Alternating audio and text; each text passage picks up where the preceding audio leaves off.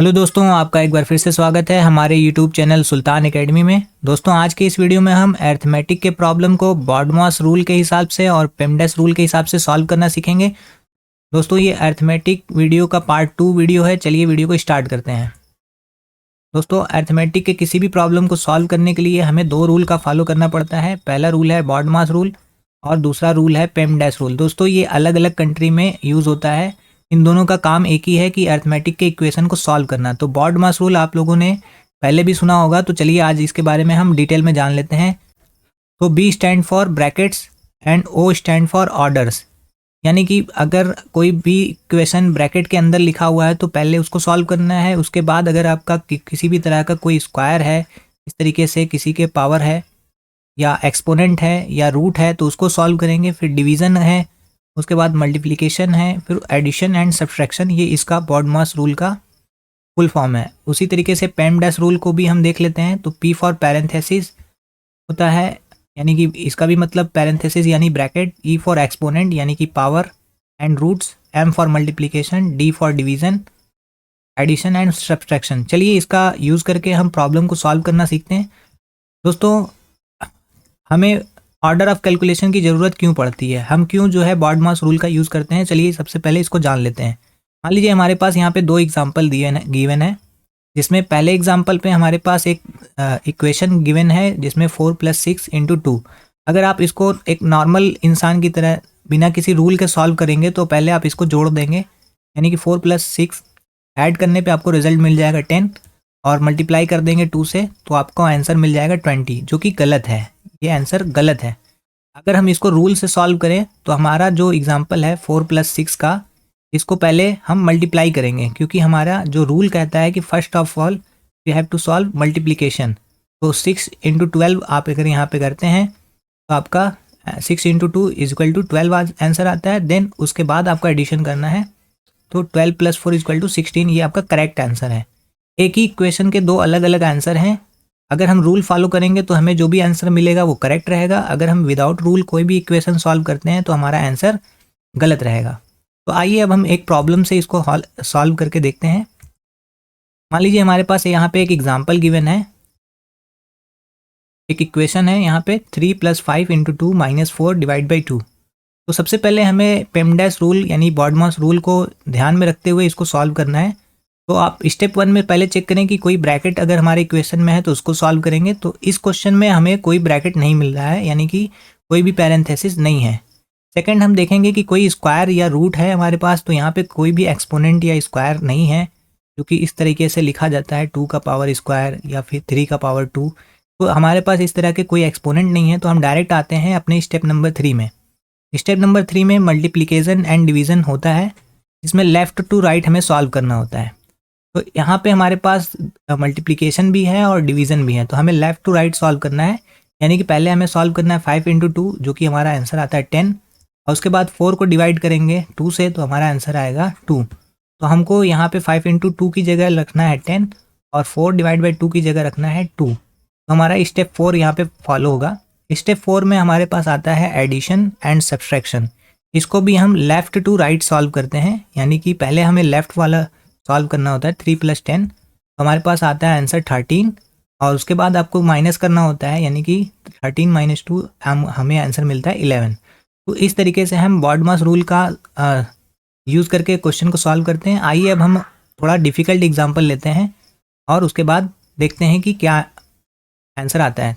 तो यहाँ पे हमारे पास एक इक्वेशन गिवन है, जिसमें हमारे पास यहाँ पे 2 + 3 × 4 - 1 का होल स्क्वायर + 8 / 2, ये बड़ा इक्वेशन है। इसको भी हम बॉडमॉस रूल के हिसाब से आसानी से सॉल्व कर सकते हैं। तो सबसे पहले हमें स्टेप 1 फॉलो करना है। स्टेप 1 में हमें देखना है कि हमारे पास कोई पैरेंथेसिस या ब्रैकेट लगा हुआ है। तो आप देख सकते हैं कि यहाँ पे हमारे पास एक ब्रैकेट है, ये वाला और ये वाला।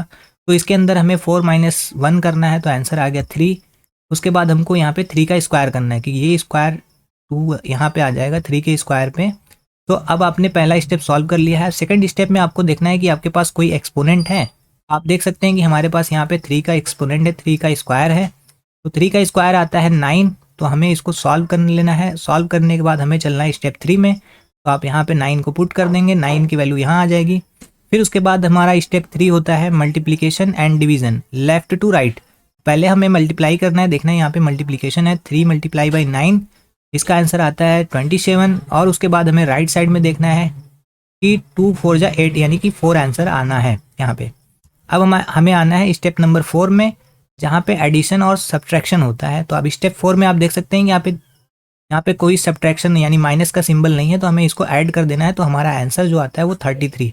तो हमने बॉडमास रूल से बड़े ही आसानी से इतने लंबे इक्वेशन को सॉल्व करना सीख लिया।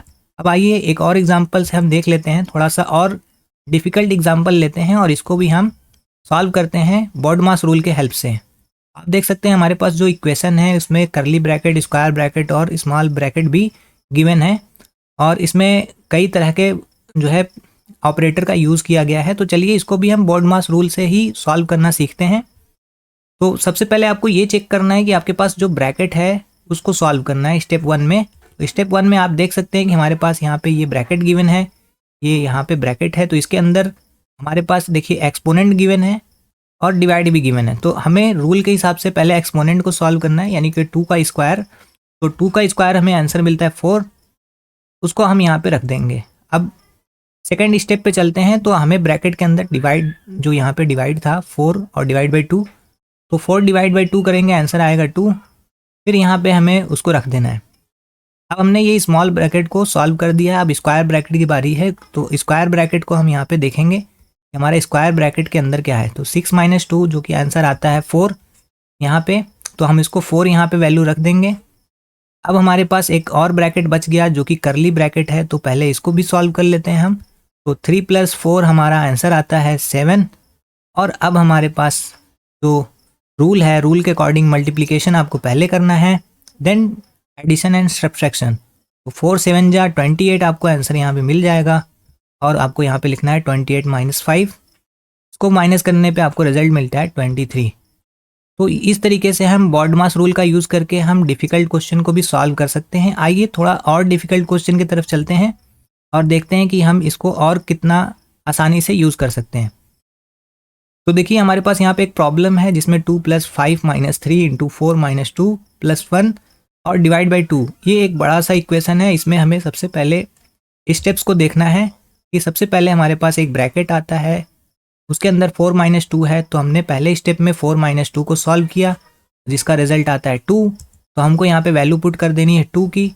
अब हमारे पास आता है स्क्वायर ब्रैकेट। तो स्क्वायर ब्रैकेट में इनटू भी है, मल्टीप्लाई का सिंबल भी है और प्लस का सिंबल भी है। तो रूल के अकॉर्डिंग आपको मल्टीप्लिकेशन पहले करनी है। तो 3 ब्रैकेट के अंदर भी आपको बॉडमास रूल को फॉलो ही करना है। तो 3 × 2 का आंसर आता है 6। तो स्टेप 2 में आपने सॉल्व कर लिया 6 + 1 आपने सॉल्व किया, तो आपके पास स्क्वायर ब्रैकेट के अंदर आ गया 7। तो 7 यानी कि स्क्वायर ब्रैकेट अब ओपन हो गया है, स्क्वायर ब्रैकेट ओपन हो गया है। तो आप 6 + 1 करके 7 यहाँ पे रिजल्ट देख सकते हैं। अब आपको एक ब्रैकेट और ओपन करना है, तो 5 - 7 आपको यहाँ पे करना होगा। तो 5 - 7 करने पे आपको रिजल्ट मिलता है -2, क्योंकि -7 जो है वो बड़ा है 5 से। तो यहाँ पे आपको रिजल्ट मिल गया -2, निगेटिव आंसर है, कोई बात नहीं। तो अब हमारे पास यहाँ पे देखिए कि -2 को हमने ब्रैकेट में इसलिए लिखाया है क्योंकि यहाँ पे 2 ऑपरेटर है, प्लस भी है और माइनस भी है। तो आपको इस बात का ध्यान देना है कि पहले आपको ये ब्रैकेट ओपन हो चुका है, यहाँ पे बस निगेटिव नंबर है। अब हमारे पास आता है डिवाइड और प्लस, तो 2 सिंबल हमारे पास पहले है, तो हमको कौन सा पहले करना है। तो मल्टीप्लिकेशन एंड डिवीज़न पहले होता है, तो आपको पहले डिवीज़न करना है, फिर बाद में एडिशन एंड सब्ट्रैक्शन किया जाएगा। तो पहले डिवीज़न को सॉल्व करेंगे। तो -2 को हम डिवाइड करेंगे 2 से, तो -2 -1 जा, यानी कि 2 का टेबल अगर हम पढ़ें 2 - 1 जा -2 आता है, तो आंसर आएगा -1। तो यहाँ पे ये -2 इससे डिवाइड होगा, तो आंसर आ गया -1। अब आपको मालूम है कि अगर हम किसी भी प्लस माइनस को एक साथ कंबाइन करते हैं तो प्लस माइनस मिल के बनता है minus. Plus minus is equal to minus के बराबर आता है। तो 2 - 1 यहाँ पे आंसर आएगा 2 - 1। तो 2 - 1 हो जाएगा इज इक्वल टू 1। तो हमें जो रिजल्ट मिला वो 2 - 1 इज इक्वल टू 1 मिला। तो दोस्तों उम्मीद करता हूँ कि आपको बॉडमास रूल और पेमडैश रूल दोनों ही अच्छे से समझ में आ गए होंगे और आपने अर्थमेटिक के डिफ़िकल्ट प्रॉब्लम को भी सॉल्व करना सीख लिया होगा। दोस्तों अगर आपको वीडियो अच्छी लगी हो तो वीडियो को लाइक करें, चैनल को सब्सक्राइब करें इस तरह की और भी अच्छी वीडियो देखने के लिए। Thanks for watching.